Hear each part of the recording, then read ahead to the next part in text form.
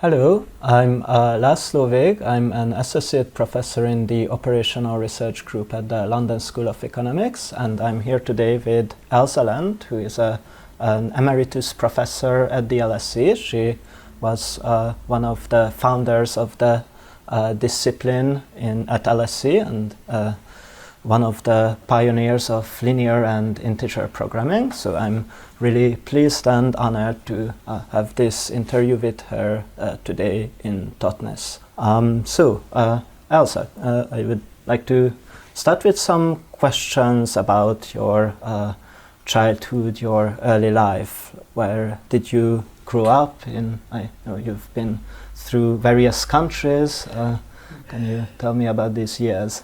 Thank you. I'm very pleased to meet you. I hope that you can get something that's useful to you out of this interview. I was born in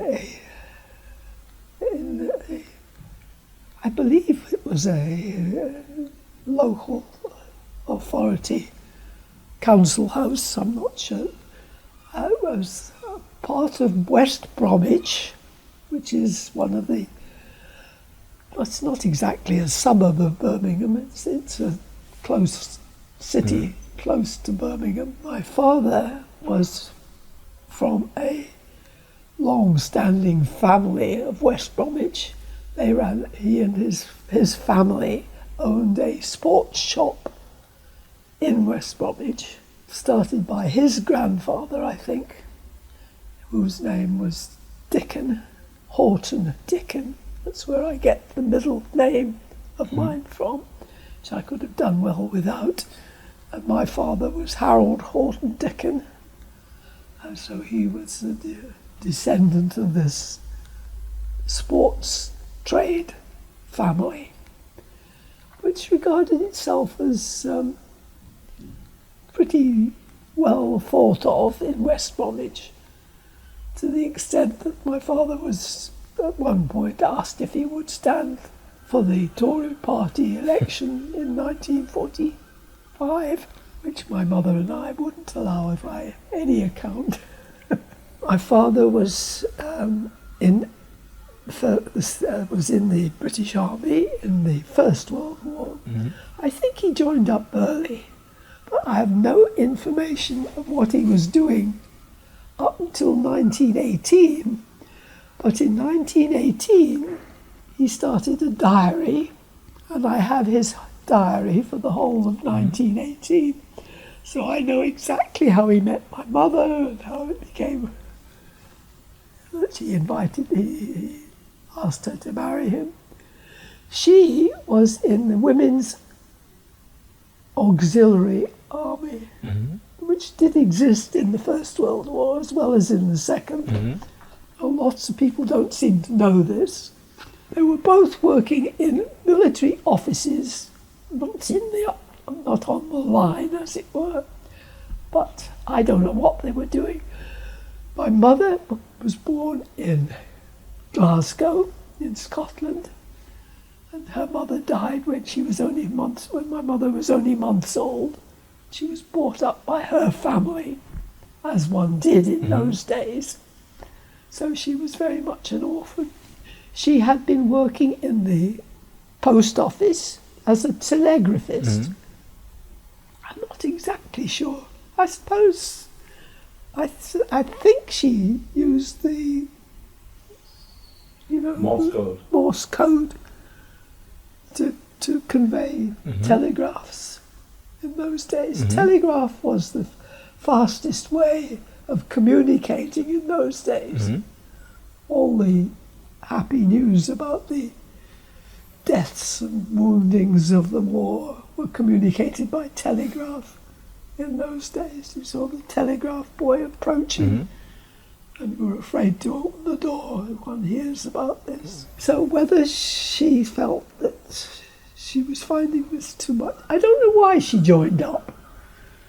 She joined this Women's Army Corps and had found herself, as I say, by 1918, working as a telegraphist in an office in Rouen, where she met my father, who was a sergeant by this time. And romance developed So I have transcribed quite a bit of my father's diary, but I've not completed it. They were a nice couple. They went out in the parks together.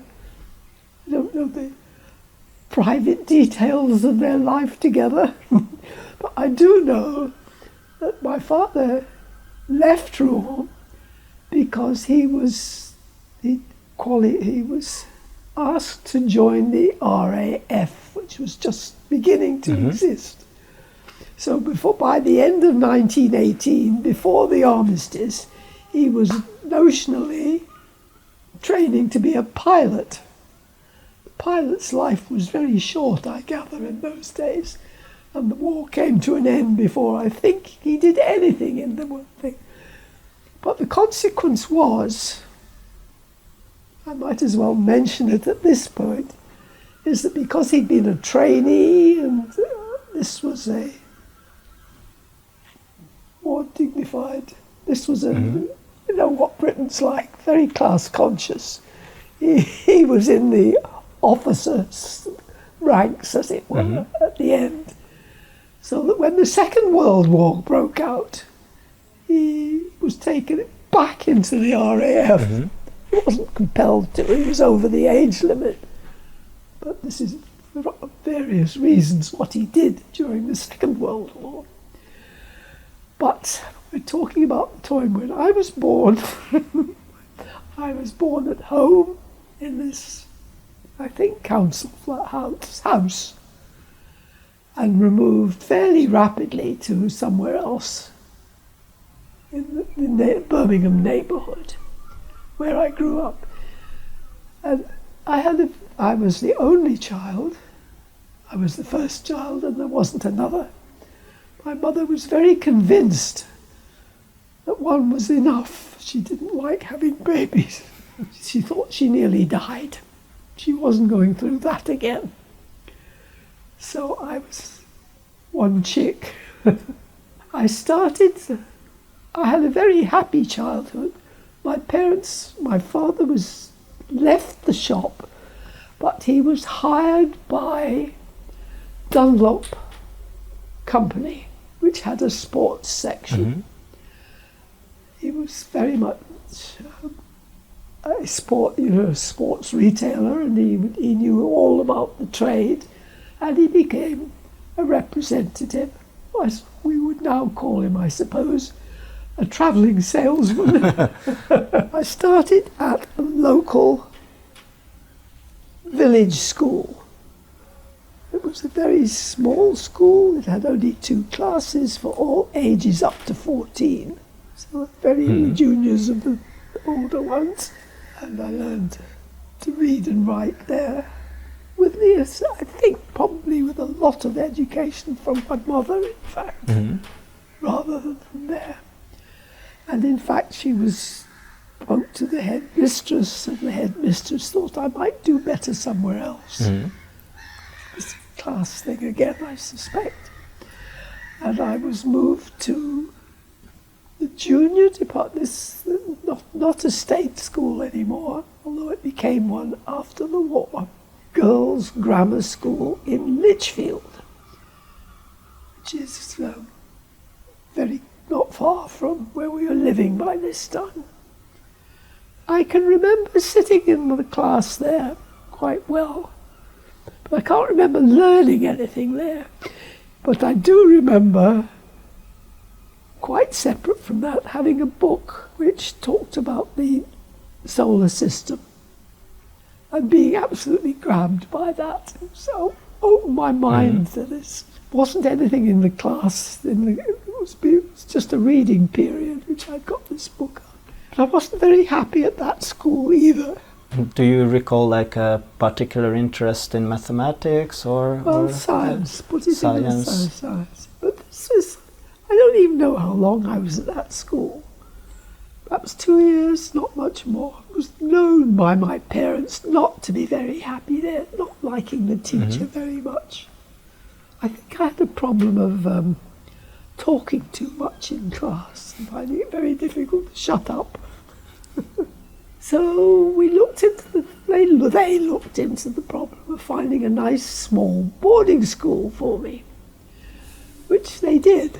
They found a very nice small boarding school in Hastings. So I was transferred there in 1938, which takes us to, I must have been a 9 or 10. And I did love it there. It was a very small school. Looking back, I recognise who the patrons were mainly. They were mainly children of people who were colonial officers of one kind or another, in India or somewhere, or Africa somewhere. And they were abandoned in these schools. But it was very good. There were only about 50 kids altogether in this school. In the entire school? Of all ages.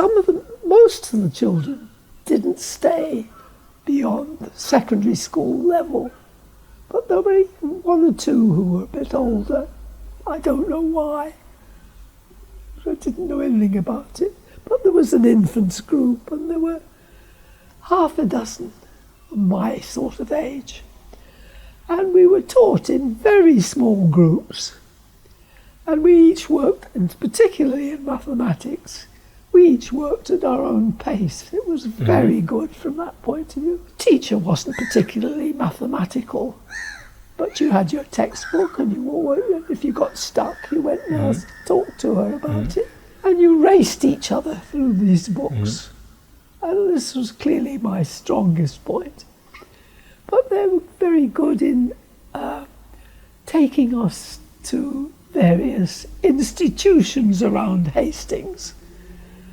Like we went to the gasworks on one occasion, I remember. And we were taken in a little group in our little school uniforms and instructed how exactly coking coal, as a matter of fact, was converted into the gas, which was then transported to people's houses, gas lighting and gas cooking. It was a major changeover in England. There came a sudden decision to go for not this commercial, what was the name of it? Town gas, they called it. All these big gasometers that you see around used to be full of town gas made from coal. But then it was converted to natural gas. It was a big, major change. Everybody had to get new equipment. But the one that I went to, was, as a child, I knew all about the science of conversion. So this was this little school, using the facilities of the town to teach their children how things worked. Another one that we went to was a print office, and we all came away with little slugs of lead that had been made with it, by putting, it was very much a handmade thing. This print office, it was lead, the system. Yes. Yeah, that was one other one we went to. Another one we went to was the fishing industry, which was very flourishing at Hastings. It's on the coast. And we saw how they made their nets, we learned about that. And we went, another trip was going to a film, a movie, going behind the scenes, seeing how that worked. So I think we were getting a good education. Oh, and another thing we used to get is BBC used to put out educational programs for schools. And I can remember, somehow or another, I do remember the construction of how a thermometer came to be designed and used, the air pressure and all that kind of thing, by listening to a radio program. It was on at a certain time of the day, not every week. That was a good series too. So this was a nice school. We had nice grounds, the run of quite decent grounds where there were boys and girls, so it was mixed. Was that usual at that time to have co-educated schools? Or? It was a good period for, actually, we used to be swimming naked. We had a little swimming pool, just a very small. We learned to just about swim, of course, in this little swimming pool. And the boys and girls, we were all little together. And we didn't wear swimsuits, I remember. It was very modern that way. I think we used to go naked on the beach as well, which you wouldn't do now. Very funny. I mean, it's not funny. It's funny that we don't do it now.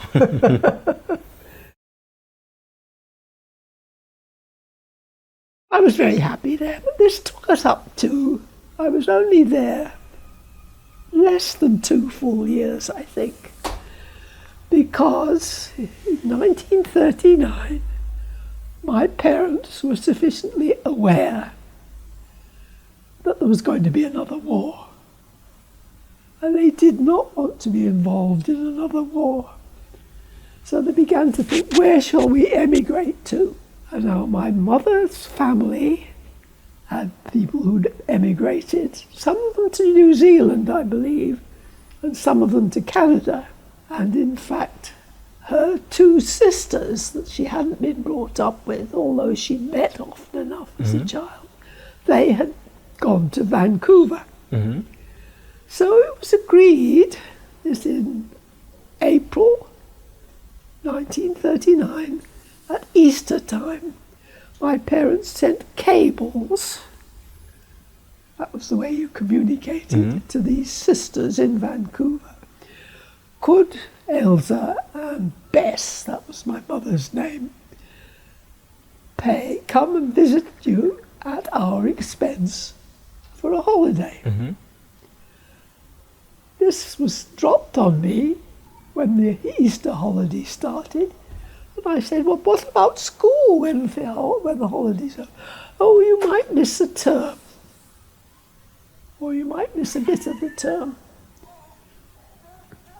And in fact, we did, on something like 2 weeks' notice, take this decision that my mother and I would take off to Vancouver over that April 1939 holiday. But your father stayed behind. My father stayed behind. My mother's task was to see what the opportunities were in Vancouver. Didn't take long to find out that Vancouver was in depth of depression then. But we didn't know that then. So we embarked on one of the big liners, the Athenia. It started in Portsmouth, I think, but we picked it up outside Liverpool by going on a tender from Liverpool to the Athenia, which was parked outside the tender. And my father came on the tender with us, and then he went back to Liverpool on the tender, and we waved. And we didn't know that we weren't going to see him again for 5.5 years. That's what happened. Anyway, we got there. Unfortunately, this was the time when my mother took up a bit of writing, and I found it many years later, after she died, that she'd written quite a lot. And I've transcribed that as well, so I have a good record of that journey. We went up with St. Lawrence, and we didn't get past, we had to stop. Montreal, isn't it? No, not Montreal, we'd booked to, but we only got as far as the French town. Come on. Quebec. And there we ran into trouble. They thought we didn't have enough money with us to be emigrating to Canada. And we had no sign of support. We didn't have a return ticket. So they put us in Jug for the night. I had one night in jail. But then they contacted our family in Vancouver who guaranteed us. Well, I don't know what they were using for money at the time. They were very hard up to. We got out the next morning. My mother was very cross about the French, not knowing how much money she got, not understanding the pounds. Mhm. So she was very angry. But we managed to get onto the train, which took, I think, 5 days and 4 nights to get across the continent to Vancouver. Very wonderful train journey if you ever want a really good trip through the Rocky Mountains. It's well worth taking a train through there. S-shaped tunnels. You go in there and you come out up there. This kind of thing. I went to school. I somehow managed in a year to go to 3 different schools in Vancouver. And just got myself settled in one, which was about right by the summer of 1940. Now, you wouldn't know this, and why should you? But the first half year, at least, was known as the Phony War, where the British troops were in France trying to prevent the Germans coming through and taking Paris. But to everybody's horror, we didn't know that France was going to fall. So it was the Phony War.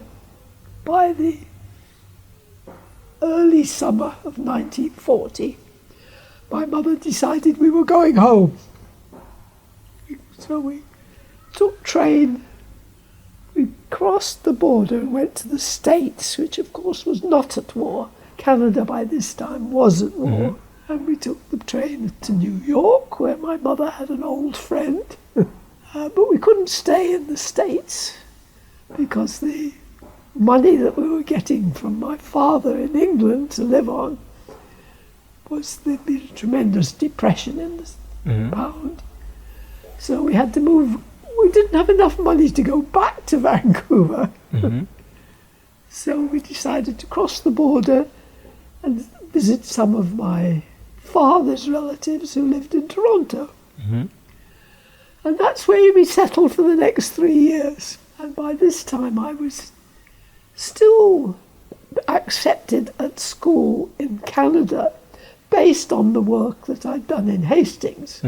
My mother said, look, you know, you're not going into a baby primary school on what you've done. You've done all this mathematics. Pretty well got as far as you would before you did calculus, but I hadn't done that. That's where I was, and I was good at it, and I was literate. I'd been well educated at this very small school, which is why I've been emphasising that. So I was in the second year of the high school, whereas it would have been, according to the age I was at, they would have put me in the top year of the junior school. So I was much younger than anybody else in the class. But your mother's plan was to return to England, but then you got stuck again in Toronto for a couple of years? We got stuck in New York, in fact. The ship we'd booked on had already gone when we got there. And we'd been pursued across the continent, or my mother had, by cable saying, insane to come. France fell in June 1940. And we were expecting to be invaded in England. My father, by this time, had joined the Air Force, rejoined the Air Force. We decided we couldn't go back. We were stuck in Canada. So I stayed in that school for 3 years. It did all right. I got very bored. I used to skip school and go to the movies quite often, with bringing other people into disrepute with me. I wouldn't say I was a very successful scholar. I found a lot of the stuff rather boring, really. My birthday was in June, which is when the Canadian school ended the school year. And one of the things we talked about, my mother and I, why don't we join the Women's Army or the Women's Air Force or Women's Navy? Because they, by this time, were sending troops, plus the women's forces, to Britain. What we didn't know is they didn't send people who were just 18 or just 25, you know.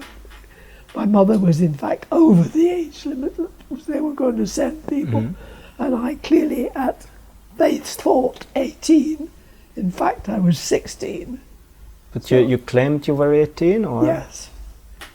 Went back and told my mother I'd done it. She went down and joined up too, because we discussed it as a possibility. Then I spent my time in I spent a good bit of my time learning to type better and shorthand.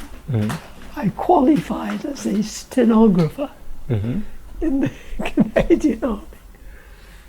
And eventually, then we were separated. I spent time in Saskatoon, Saskatchewan. My mother worked in Ontario and Toronto all the time. Oh dear, so yes. Here are some pictures. You don't have to from put those in. Yeah, I think it should. Oh, I like that picture, yes. It's a nice one. That's my mother and that's me. Of course, we got into the local papers as a mother and daughter show joining up and so forth.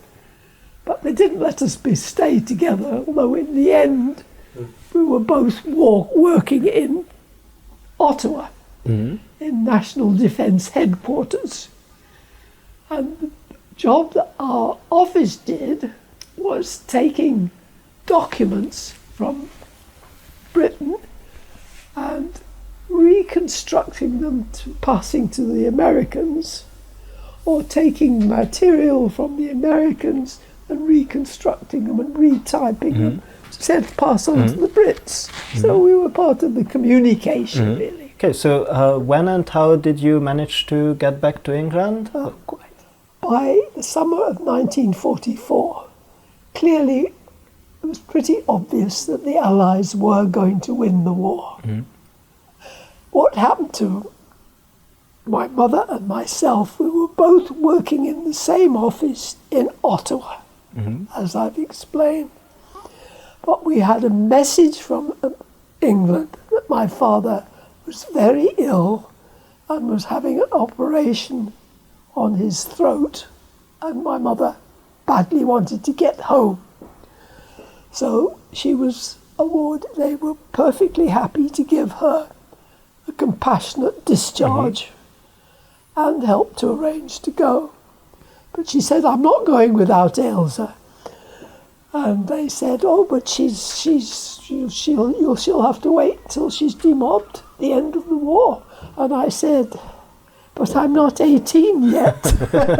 I'm still only 17. I wasn't 18 until V-Day. They couldn't keep me, basically. I had the birth certificate. So you had your birth certificate, yeah. So I went with her.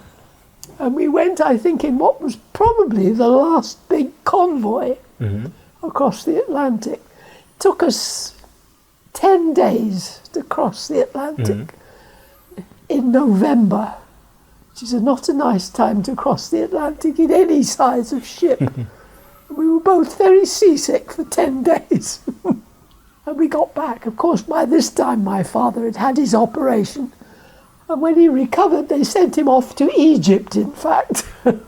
So we didn't really see very much of him when we got there. We saw him when he was recovering. But we had nowhere to live. The house that we expected to go into had been let during the war. And we had no priority. The government didn't allow us to chuck out the tenants and take over. So we were homeless. And eventually we found accommodation. We moved to the north of England, to Yorkshire, and I started to think about getting ready for going to university. I went to some rather unsatisfactory courses. I wasn't prepared to go back to school, which would have mean we're going back into school uniform. It was below my dignity.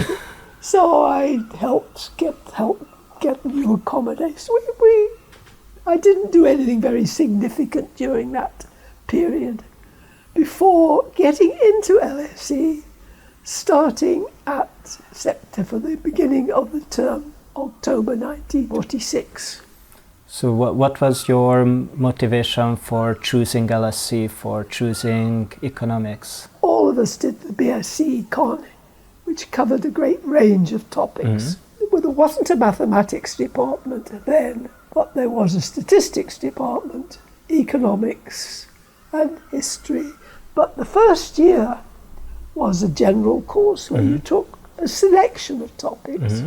And I took the economics, and so I did well on that, evidently. Not on the history, nor the geography. I remember getting a disastrous mark on those two topics.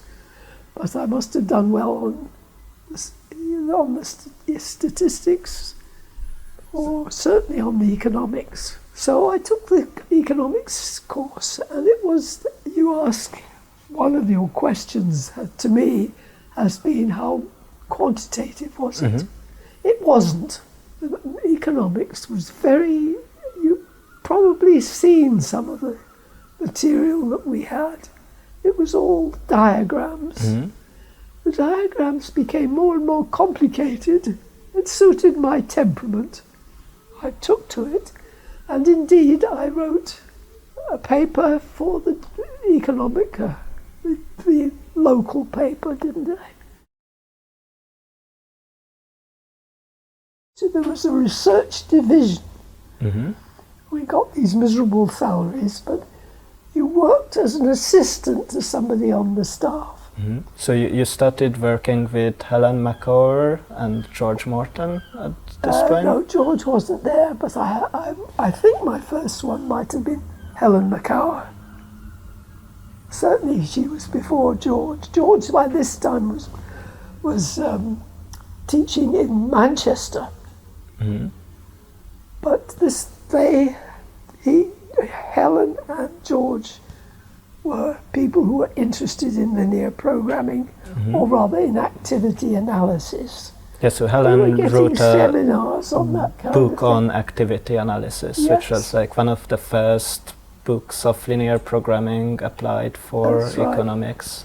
So was it from her that you first heard about linear programming? It or probably was, yes. And in fact, I was earning some money by doing some typing. One of the things that LSE was also doing at that time was running short courses for people in business in London. They were either 1 week or 2 week courses for people who were either from firms or from big government offices. By this time, Labour was running the coal board and the steel industry, certainly mining. All these things have been nationalised.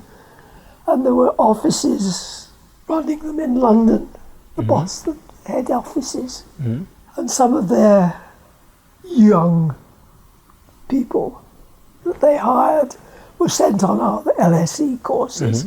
They would spend a week doing a elementary statistics course, and quite soon along the way they were doing a linear programming course. Somehow or other I got involved in doing that, and Helen also wanted me to get to do some of the calculations for the econometrics. And I was sent to Manchester to be taught by George Morton how to invert a matrix and find out what a matrix was and invert it, which I did. And I have to say that was my worst experience of computing in the whole of my career. We used a machine where it was a desk calculator where you put in numbers up to 5. Yes, that was a contract that we did for low waters. I wanted to ask you a bit more about your PhD work and your supervisor. So you mentioned in the earlier discussion that Helen Micawber and George Martin were very opposite personalities. Oh, right, what were they like? What was your experience with both of them? If I tell you that when Helen retired, what she did was she became a missionary in China. Oh, you got that from Gautam. Yeah, I heard about that. She was very good to Gautam. And she learned Mandarin then when she retired. Yes. I know they discussed me together. I got that from Gautam. I wasn't very good with her. I wasn't a very good research assistant for her. I didn't like the econometric model.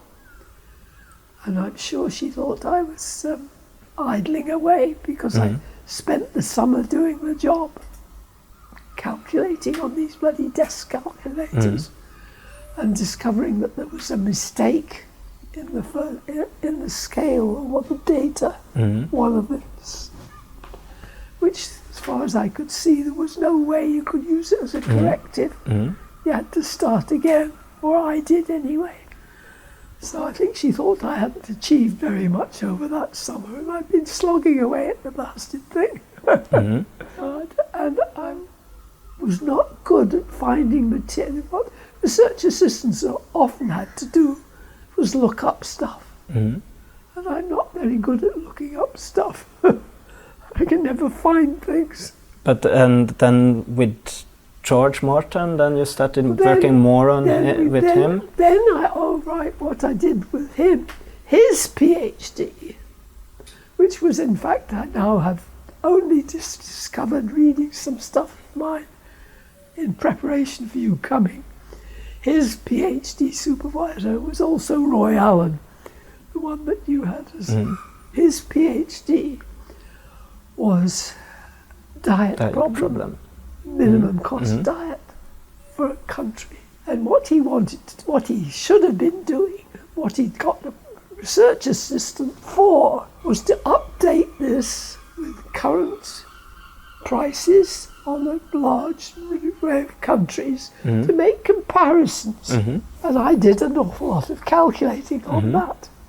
But George Martin was the sort of person who pursues new and interesting things, but gives up in despair. Not in despair, because as soon as he gets something new and interesting, he doesn't push it through. He gives up on the old stuff and plunges after the new. Is a useful sort of person to have around, but is not very good for getting papers published. And as you know, you have to publish. It's publish or perish, isn't it?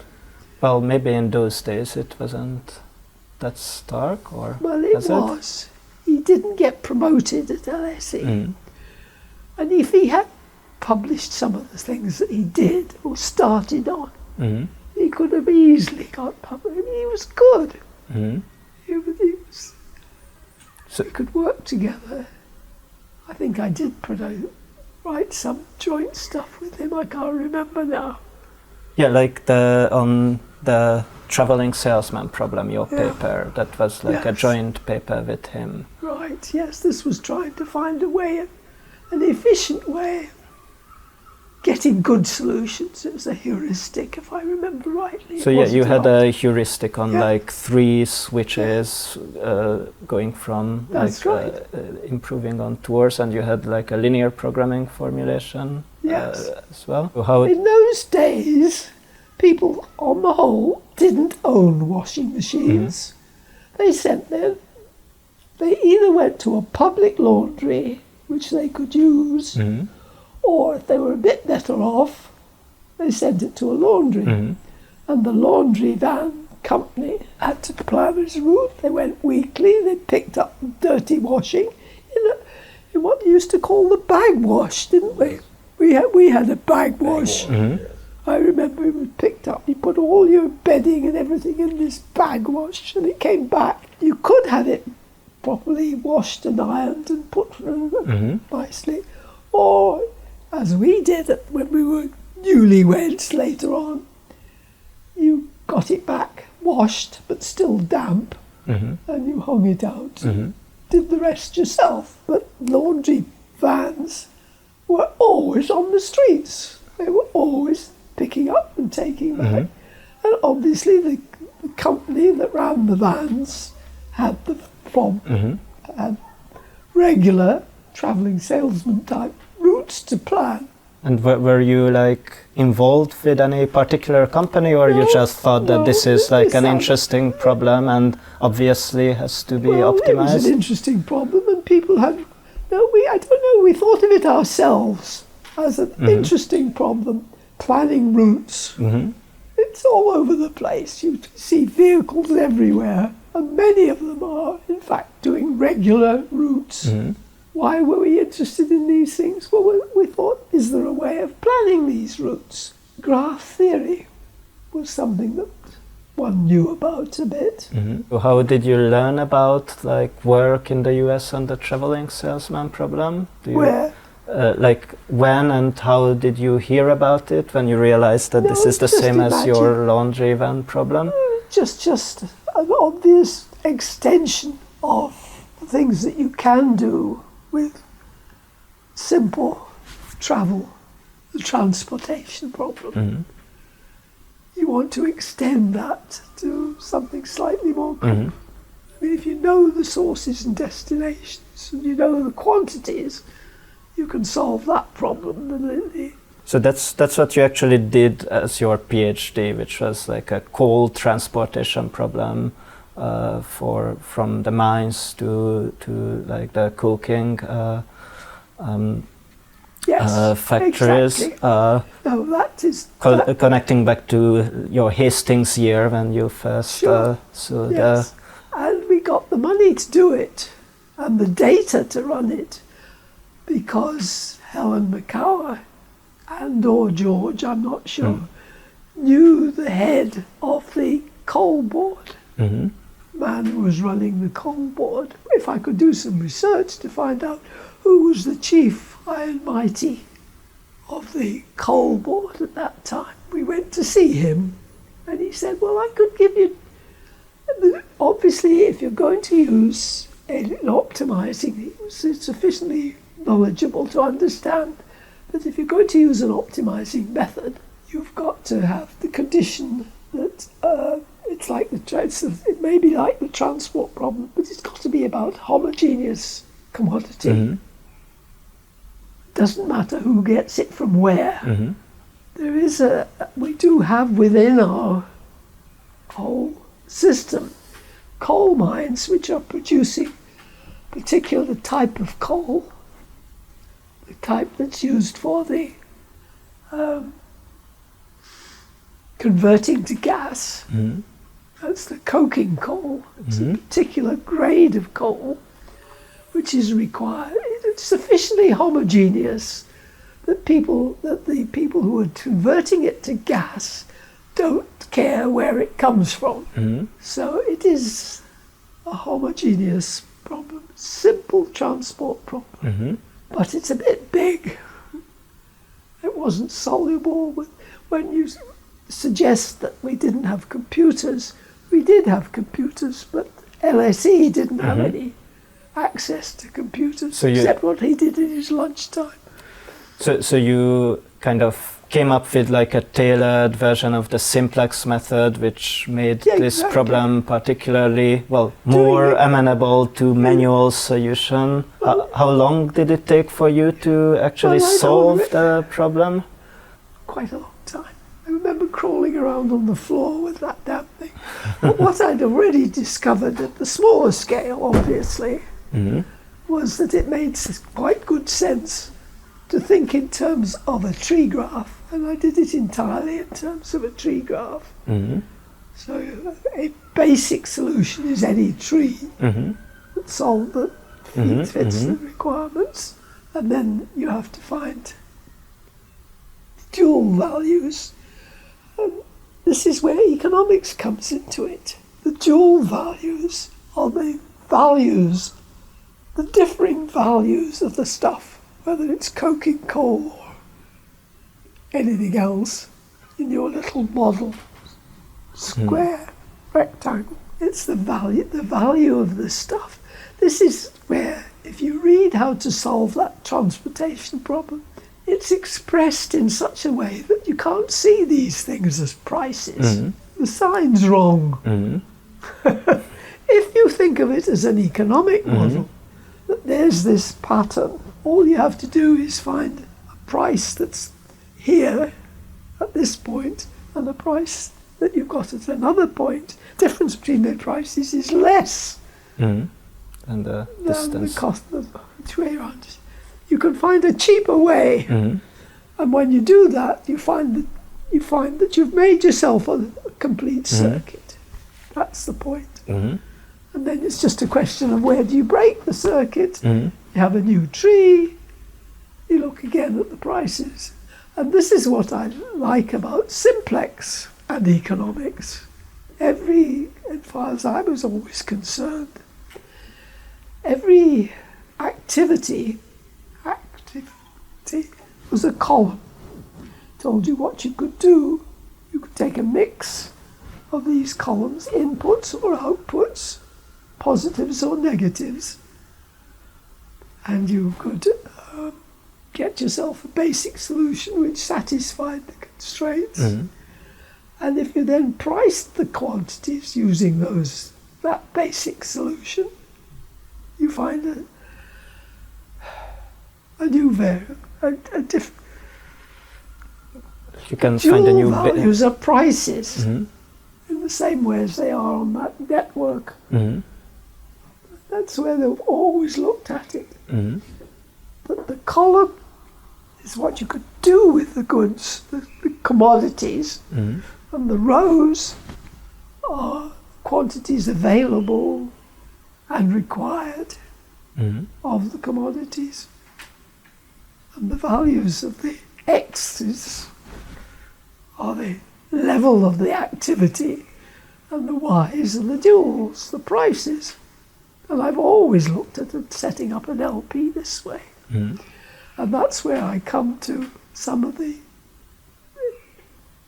I find it more efficient to design an LP with that model in mind, instead of, as a lot of people do, somehow start with the constraints. To me, that's backhanded. I want to know what the things are, and there's a list of things, and there's a list of things you can do with the things. So this was really the economist mindset of looking at linear that's programming. economics. It's a little model of a business. You've got, or a farm, for instance.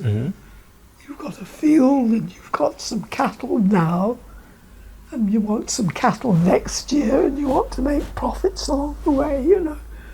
But you've got your constraints are in fact the goods that you already have and want to have. I have to say, I never was very successful in persuading students that this was the right way to do it. I always presented it to them this way, which I felt was the obvious way. Something that occurred to me in your dissertation, you at the end discussed the possibility of using analog computers for this kind of transportation problems rather than like digital computers. What were you referring to there? I might have been. I didn't get that, you know. I'd done a lot of physical moving of stuff that seemed a bit automated somehow or another. I don't know. No, I didn't really have any ideas about it. So were there such analog computers constructed for some OR problems in those days? Except that one that Haley had produced, and I don't think it was a good analog. So what was this Haley's computer? Haley, his name was. Yes, and what was this computer you just mentioned? Well, he constructed something. I have a feeling it minimized the weight or something. It wasn't linear, so it wasn't a good analog. I don't remember what it was. I think the strings represented the lines of the transportation. You know. Let's move on to integer programming. So, like when you first encountered problems, which were like linear problems, but then you had like additional integrality constraints, such as you mentioned the paper cutting and the traveling salesman and these problems, like what was your initial feeling? Is it just some like small additional tweak which could be somehow integrated into simplex? It was a cutting notion, of sort of pushing back the value of the function till you intersected with it. You see pictures of it. There's the inner. In 2 dimensions, it's only too easy to make a diagram with the integer points, intersections. Then you have an outer hull, the hull of the convex hull of that set. And then you reduce that convex hull by chopping off bits.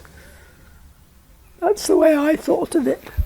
You push back the function until you hit an integer point to find a constraint somehow. And initially, did you perceive as it that maybe it could be always solved just as we can solve linear programs, or did you understand that these are like genuinely more difficult? I knew it was more difficult. You had to have a rule for doing it. And also, what made it much more difficult as well is there was no way you could have a local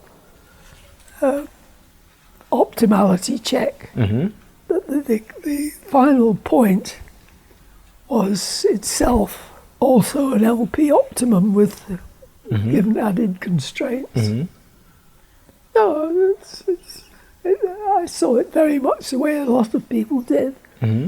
Finding a point within the contract within the convex hull in the right neighbourhood.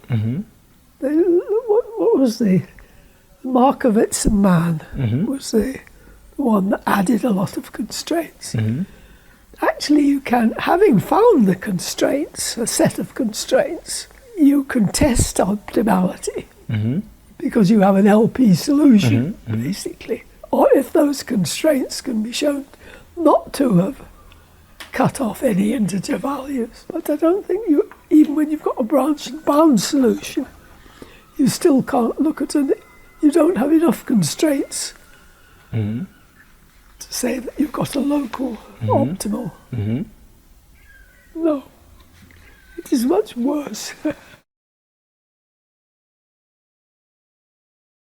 Yeah, so like your probably best known paper is the one on the branch and bound method with Ailsa and Vegh. So can you tell us a bit about the background of how this paper was born and about Ailsa and your collaboration?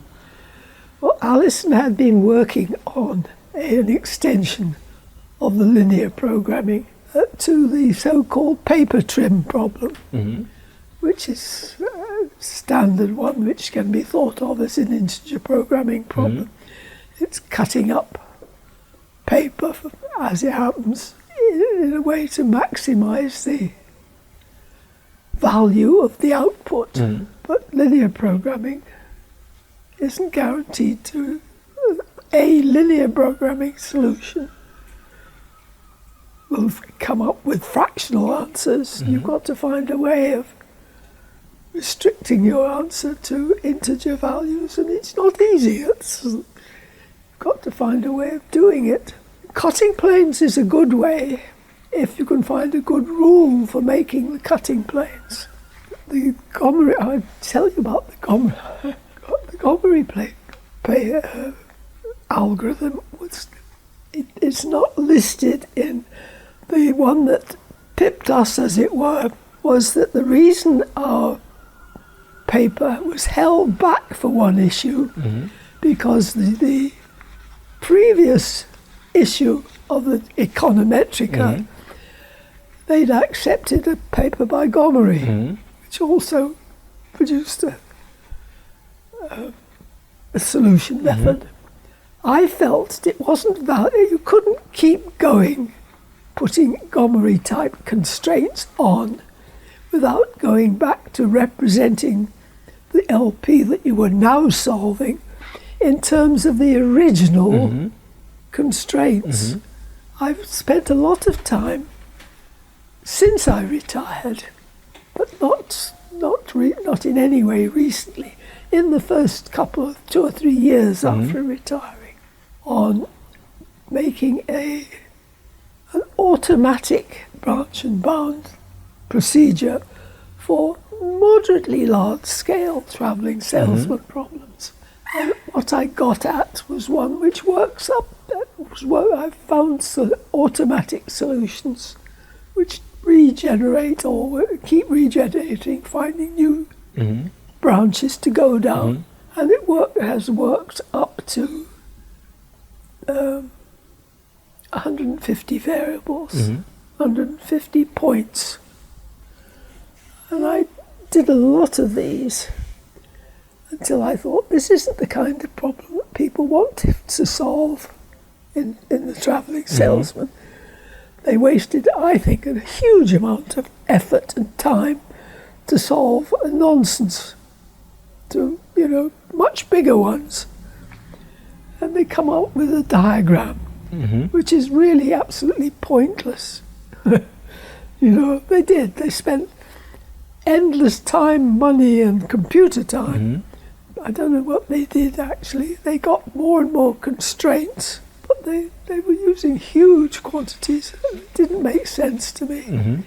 And the reason it doesn't make sense to me is it's so at that level, it's so dependent on the scale that you're measuring on. If you're trying to do it as they were, I think on the European capitals or something, it's a pointless exercise because you have inaccurate data for the thing. You can change the scale of the data slightly, put it into kilometers instead of miles, and you'll probably get a different answer. And if you test it on the smaller scale, what I was testing on, and this is how it became very clear, is I didn't generate. I generated a set of points on a 100 by 100 piece of paper. Generated them, and then I didn't calculate all the cross things until I needed them. I didn't need to know the cost, but I found that I could get different answers if I used computing to 4 decimal places or 3 decimal places for the distances. And if I tried to get realistic ones off a map, that was much less interesting because they were pretty sloppy. And the answer that you get in terms of the picture, as it were, are completely very dependent on the scale that you've put the numbers in at. If you use just 2 decimal places or 10 decimal places, you get a completely different answer. It just makes the whole question a silly one, in my view. So I stopped doing it. I always meant to just write a small paper illustrating how, in fact, the solution to a travelling salesman problem generated this way with a limited convex limit pretty well goes round the convex hull, but then it has loops that come in, 1 or 2, not many. You'll see it.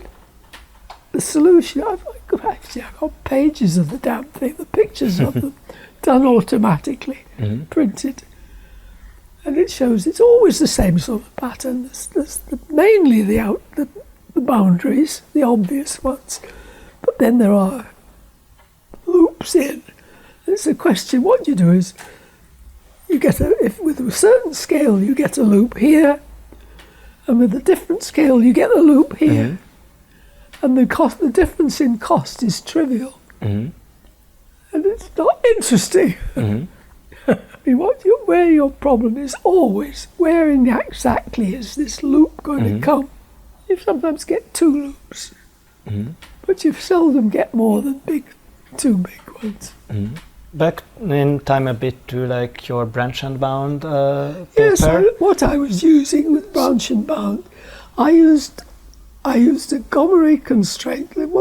So you were already like experimenting with the Gomery cuts at that time? Yes, I was using some Gomery cuts and some of the ones that the other people had published about. You can interpret some of the cuts that are added as from the graph theory, and I was doing that. But people were saying that there's no automatic way of generating those. But I like found they were quite useful too. Comb inequalities are maybe what you... What are they? Comb inequalities? Yes, that sort of thing, yeah. There's different levels of them. And the first level of them, you can get a very simple diagram which shows what you're doing.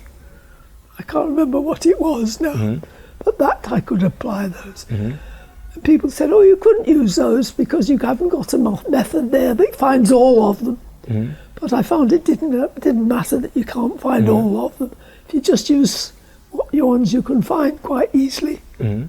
That's quite helpful. It cuts the length of the branch. So I just wanted to get back a bit to like the background of your original branch and bound paper. So you mentioned that you had like a grant with Alison Doig from the British Petrol. So what was that kind of the time when you developed this result for originally trying to solve some integer programming problem for British Petrol? By the time we were doing that, we were being paid by British Petroleum for a year's work for both of us. She knew one. There was an Australian that had got BP into doing LP in the first place. Apparently, it was believed that he had spent 6 months before the computers were available at all in solving a large LP for the refinery problem. So do you remember what was the first like real world application of branch and bound where you like solved the problem still manually, where they actually like applied or used the output? Yes, we used. Yeah, so what were like the first applications? We took the test ones from the journals. Then we took the one that a couple Markowitz and Mann. Yeah, Markowitz and Mann. And they solved it as integer, and we got the same solution and proved it could be done by desk calculators. But we thought we'd better solve another one.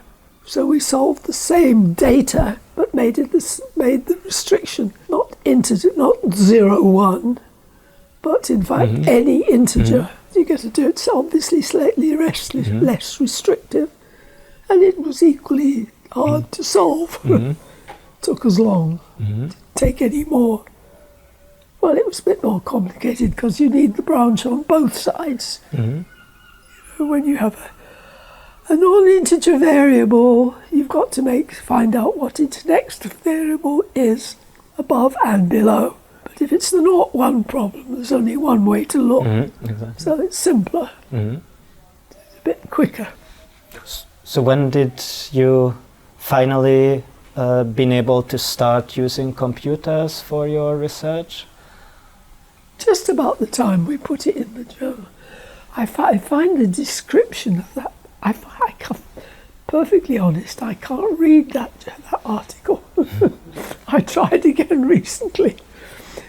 What happened was Alison produced the final version. I was just coping with my new baby, the middle one, and I just let her go ahead. And it was accepted like that, so I thought, all right, if it's okay, it's okay. But I couldn't read it. And it was, I think she accepted that I was the one who'd started it. The LSE actually allowed us to take on some calculating assistance. so they didn't get the full salary, our salary value out of the BP.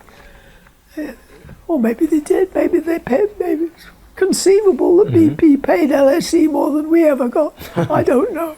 But they did say that, or we thought they'd agreed that we'd got as far as we needed to get, that they would do the computing work. And I think they did. I think they did genuinely. I haven't told you what happened to Alison. Or perhaps you know. So she went back to Australia and she went back to Australia. Changed to statistics. She didn't continue with LP, really at all. So I didn't keep in touch with her that way, only as friendship. But she did very well with her statistics and very practical with it, I gather. She used statistics in a good social way. Oh, I don't know the details of that, but she is very much admired for that. She never took a PhD, except she's now been given an honorary one, based basically on what we did all those years ago. And then that went through very nicely. Then the next thing I heard is she was on the honours list, apparently the part of the honours list also has certainly the Australians on it, and she was being considered for the highest honour that they offer.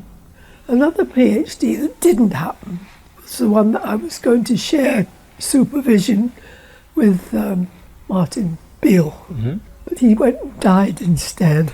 Literally, we were registered to take the student jointly, which was a big shame, because Martin and I just didn't see LP in the same way at all.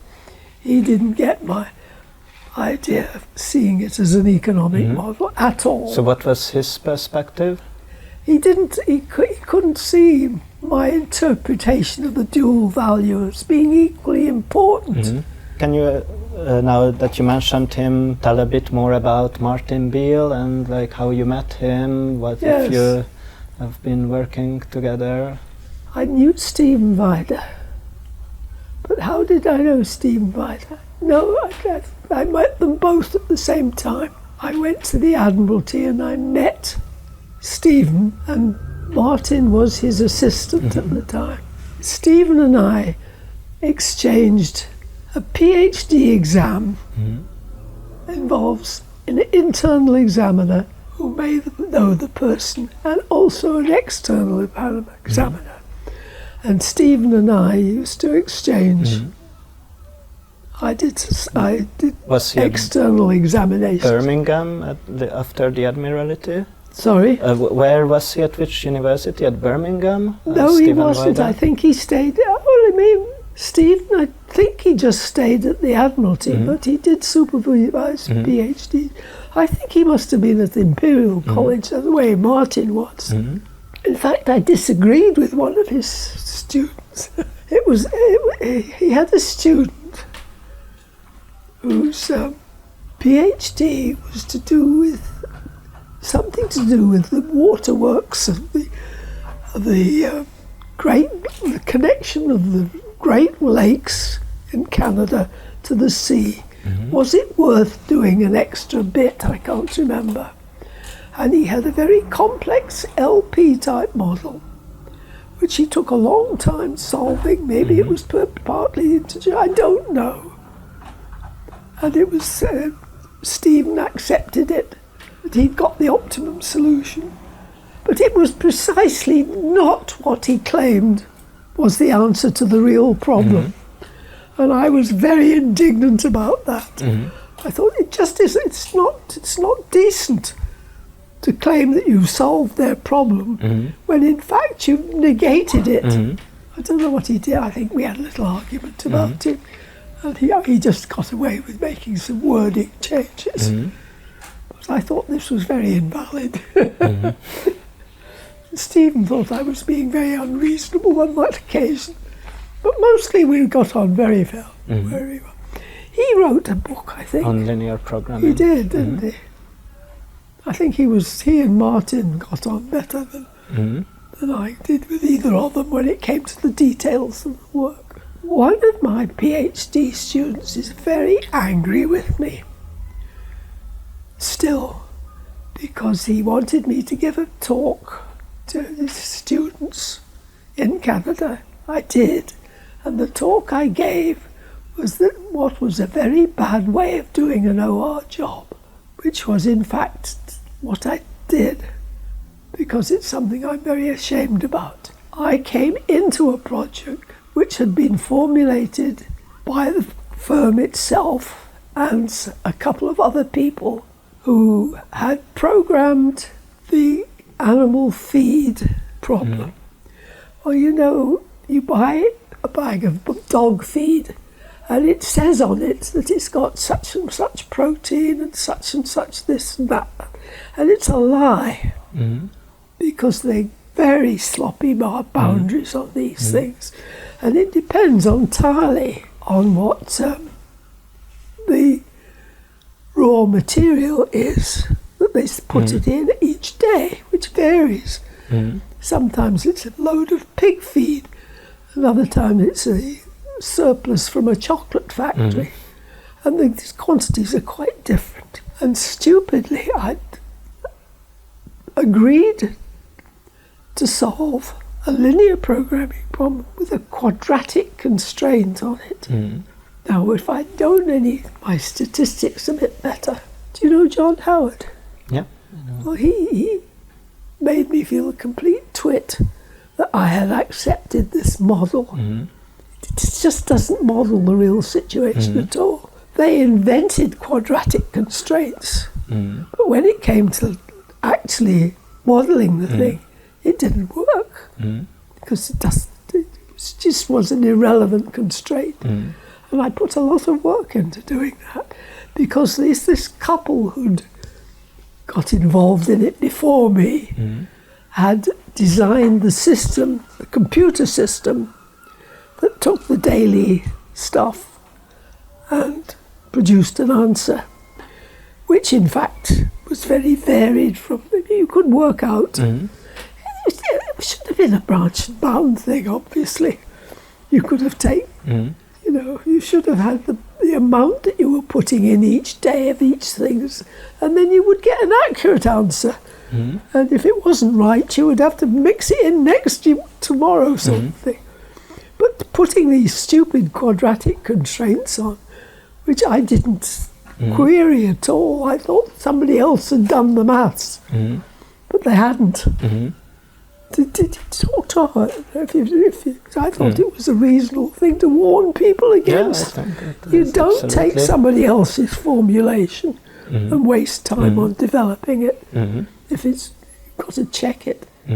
So you spent a year in Philadelphia, right? Yeah, and I did it on sabbatical. So what were and I you... didn't work for it. LSE simply paid me my sabbatical in the normal way.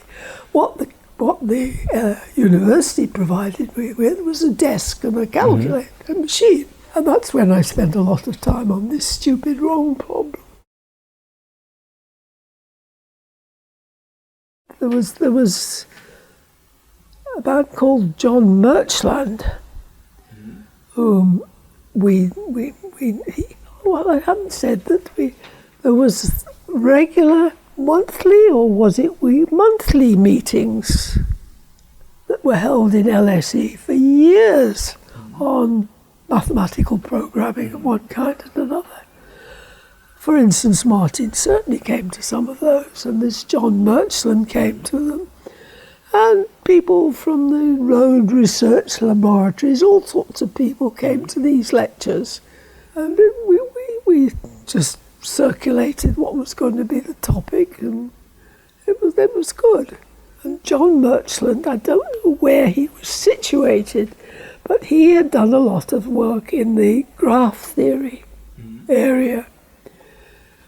And another person who'd done a lot of work in the graph theory area was Alison Doig, because she translated one of the classical early graph theory books. Don't remember which one. Who was French writer in graph theory? Does that mean? Vegh? Yes. She translated it into English. So then we had she and George and not Helen, I think, but with George Morton. We used to meet and have a session on graph theory as a result. And John Merchland was with this. But he was also expert at Fortran. And he knew I'd done this stuff that should have been done on a computer, but had been done by hand. But that I'd born, because Frank knew all about computers, I'd always reckoned that I was doing it in a way that would convert to a computer. But I hadn't learned any language. So John Merchland and I came to an agreement. He would teach me Fortran while I would teach him how to solve an LP using Fortran. And that we did. We just sat together for 2 or 3 afternoons, I think, which is where I learned to use a computer and he learned how to solve simplex. It all went quite my way. So later with your student Susan Powell, you also developed like a software package for linear programming and wrote a book on yes. on Fortran codes for how much did I try to teach the students? I don't know. I wrote that book, although we say it's for general use because we developed it. I think I used it mainly as the textbook for some of the stuff I was teaching. But whether I actually went into the Fortran with them, I don't know. I think I expected them to acquire their Fortran somewhere else. So you kept this these codes freely accessible for both for research, both for business use. Were there any kind anybody could have it? Like attempts or offers to develop commercial software? No, I wasn't trying to make money out of it. Definitely not.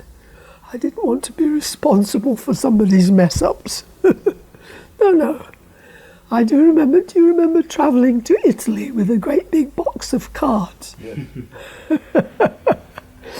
With the whole MP code in it. We had it freely available on LSE's computers. Anybody could get it. I don't think it's there anymore. Pity. Yeah, punch cards are not used anymore. No, but for a long time there was you could put in an LP and solve it at LSE, or you could take a copy of a lot of people did take a copy of the Fortran.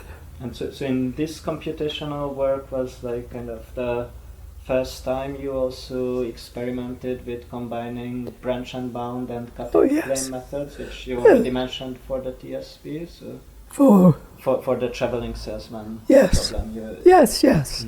Yes. And so what were your kind of initial experiences with combining branch and bound and cutting planes, which later became a really successful combination for integer programming? Yes. I must admit that I didn't try awfully hard to keep up with other people's literature because I found it hard to read.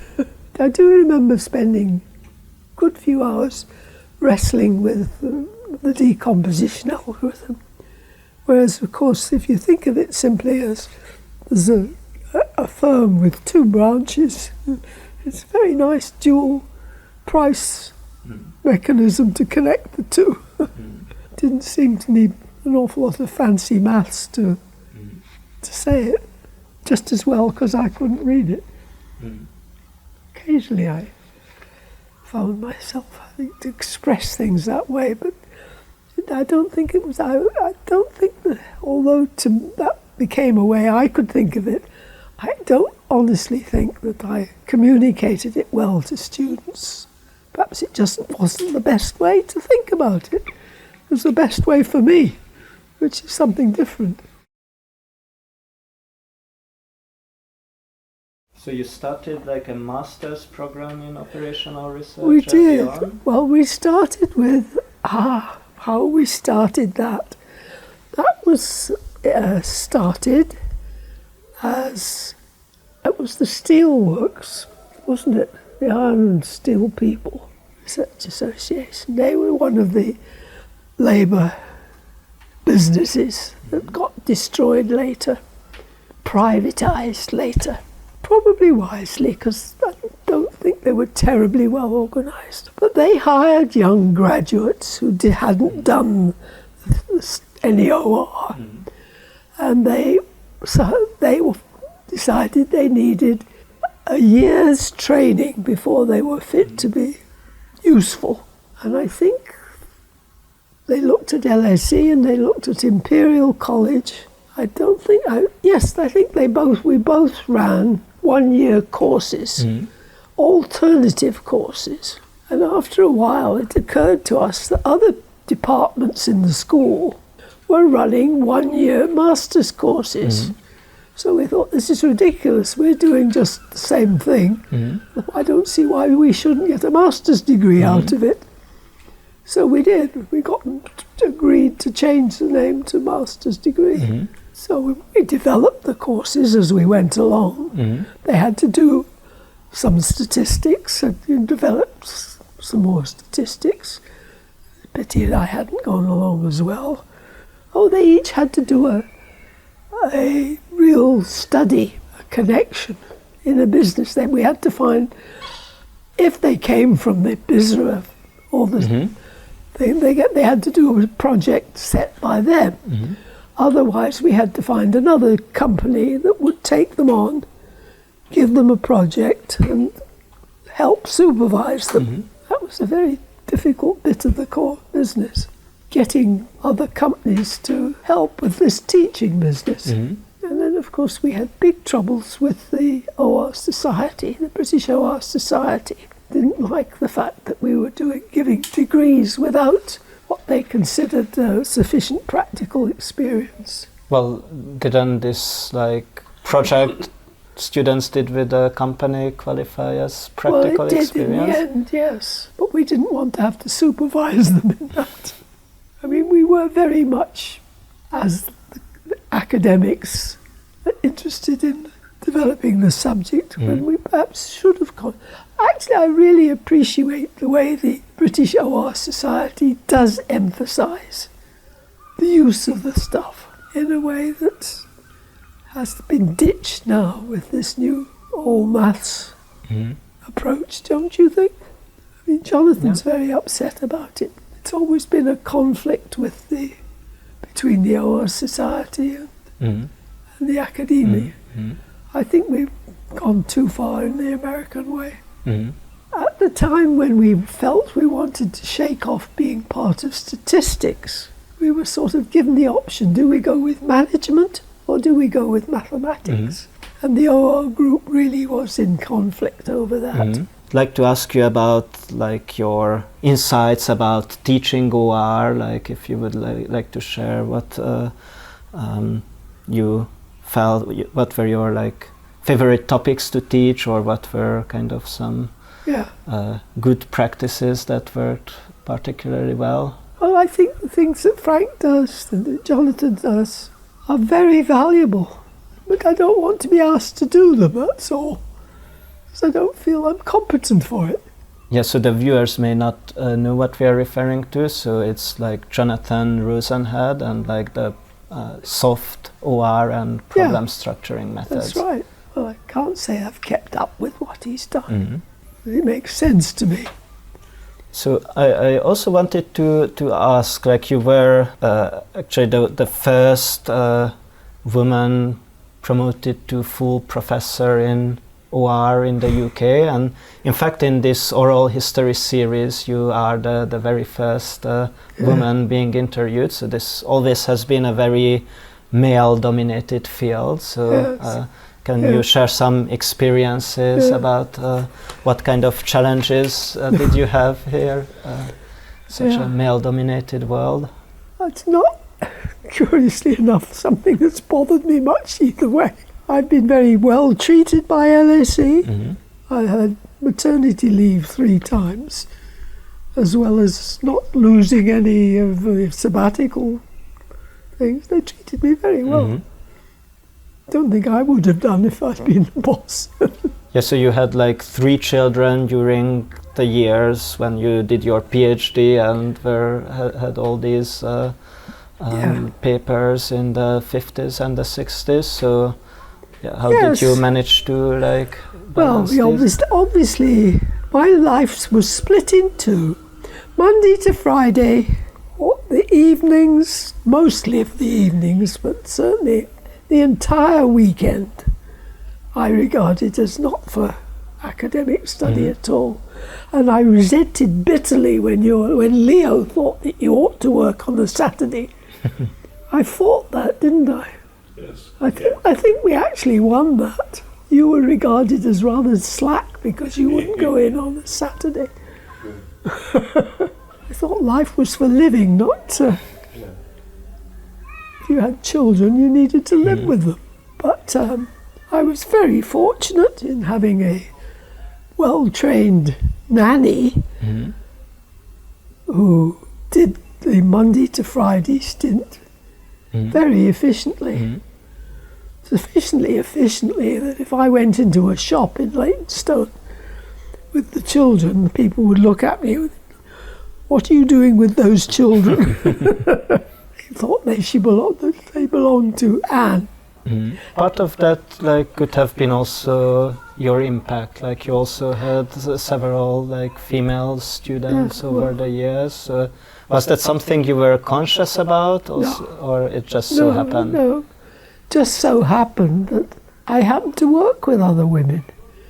Perhaps men don't like working with a woman.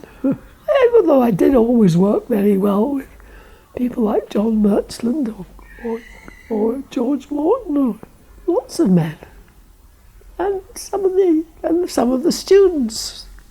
Takis Miliotis in Greece, he wrote some papers about solving travelling salesmen's problems using the branch and bound thing, using our codes, And Danzig was very rude about it.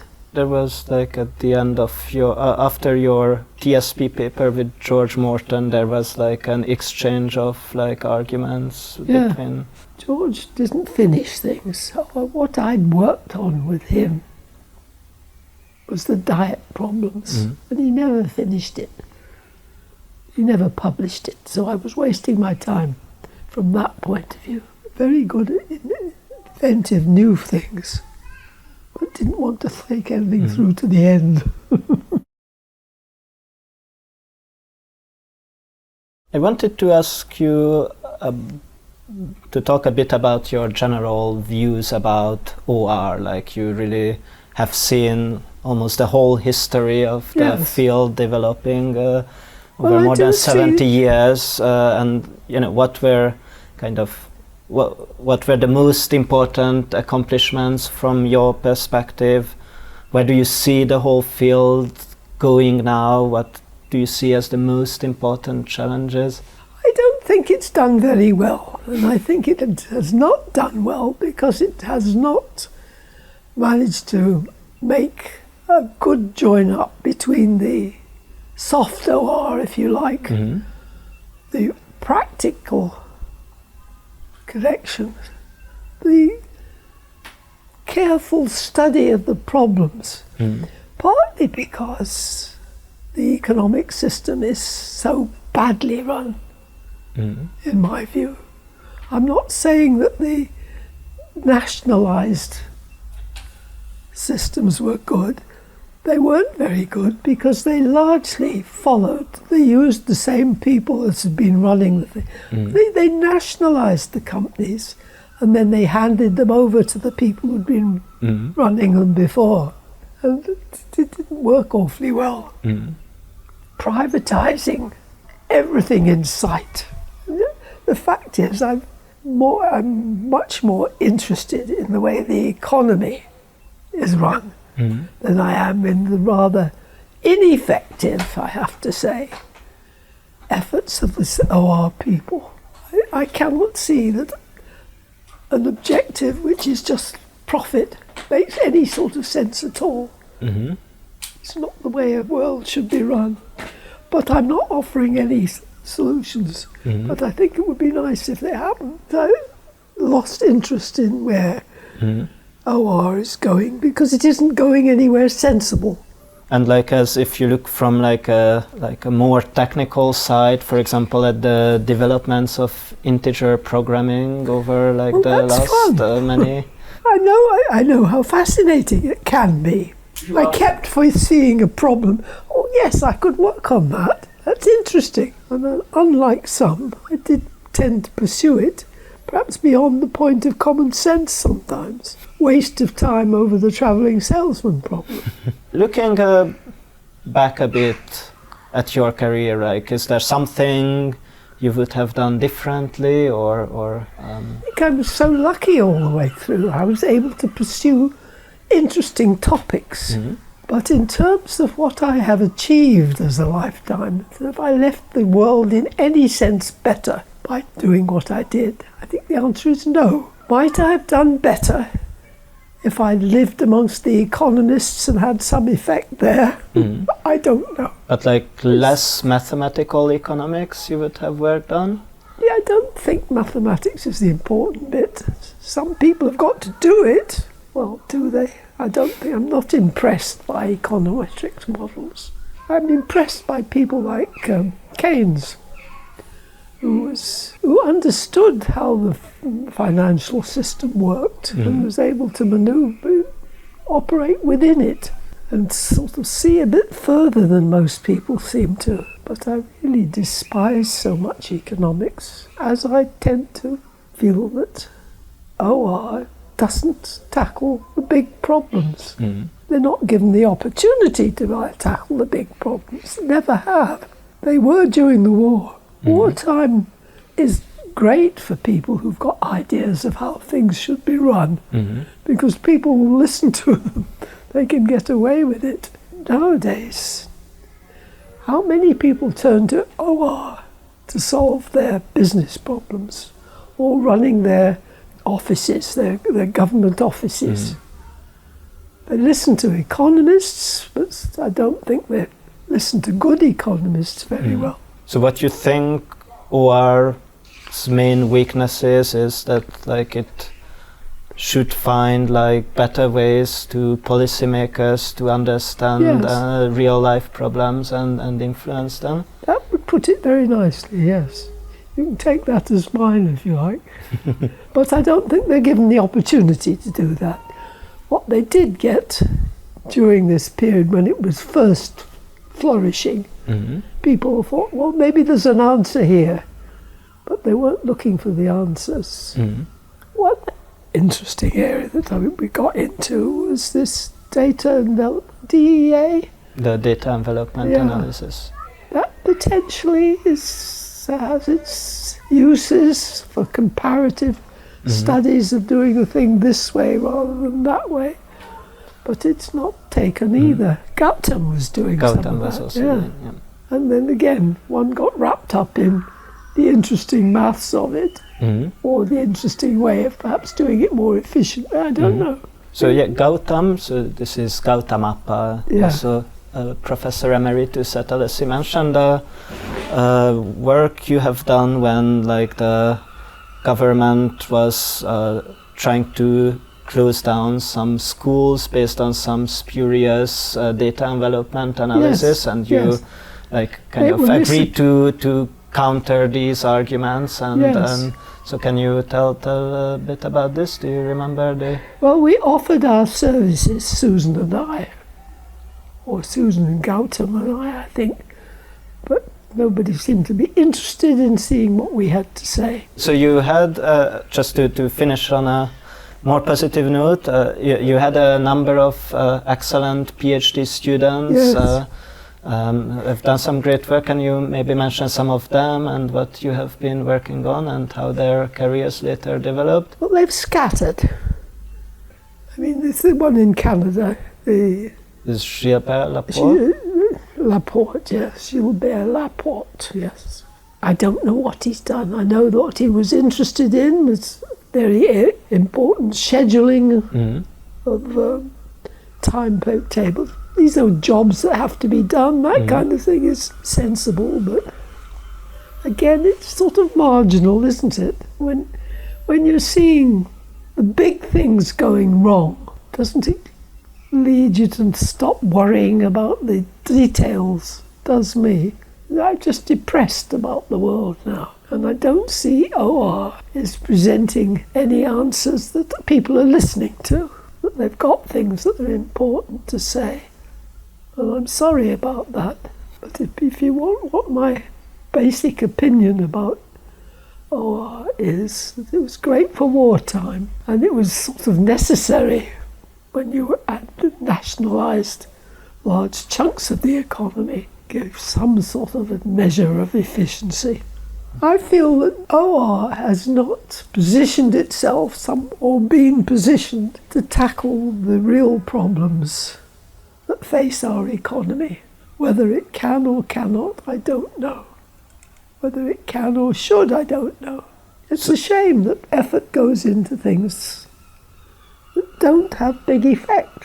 You cannot claim that integer programming is a profound help in the world, can you? Well, I mean, like, it really contributes to solving large-scale industrial optimization problems. So in that sense, it does have a really serious effect. Perhaps I'm just too lazy to find out what they're doing. Susan and I did write a paper where we tried to find out how people were using integer programming. And it was very difficult to really find something that you could say significant. This was significantly a good thing. I remember when we were trying to sell something to some businessman, I can't remember. He said, he says, you just want everything to be branch and bound, advanced mathematical programming, something like that. Well, it's not true.